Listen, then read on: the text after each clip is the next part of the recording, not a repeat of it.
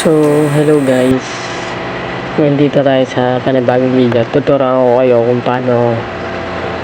kung paano buksan ang Revent sa Android 8. Tingnan niyo yung Android. Tingnan niyo naman sa Android 8. O sa Android 9 ganun. Kailangan nyo lang dito yung kailangan nyo lang ng OTG yan, pati isa pang cellphone, pati pinang-charge ng basta yan, ang charge lang sa cellphone nyo. Unang gagawin nyo ay punta kayo dito sa developer option.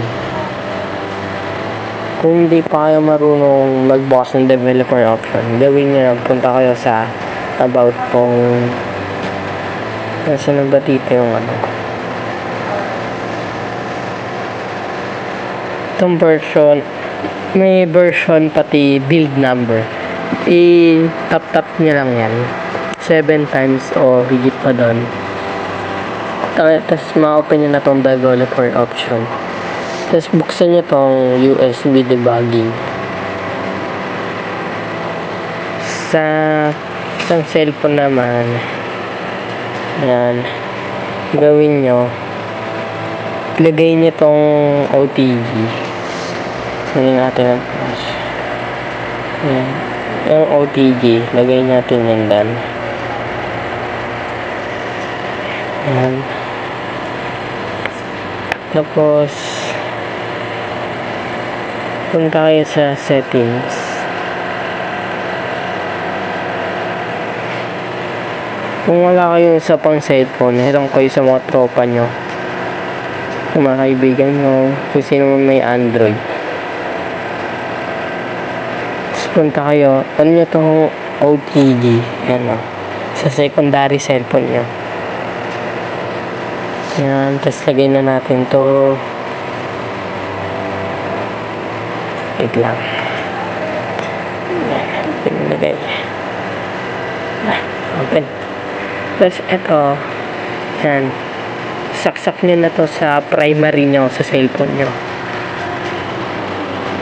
natin. Ayan.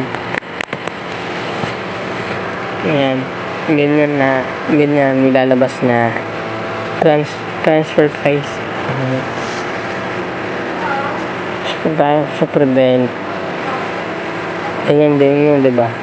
Sabi dito, punta daw tayo sa Chrome. Ito dito. Punta natin itong cellphone na isa sa Chrome. Ayan. Punta natin sa Chrome.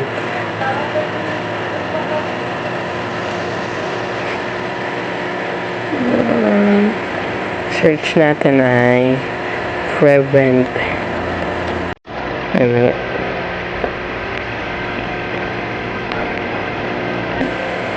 Ayan. Prevent. Mahanap natin dito. Prevent SH.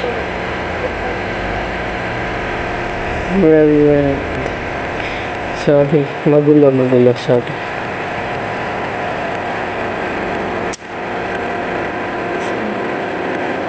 SH. Yan. Prevent SH. Pupunta kayo dyan. Ayun o. Ganyan na yan. Activate. Pintutin natin yan. Tapos, allow yan.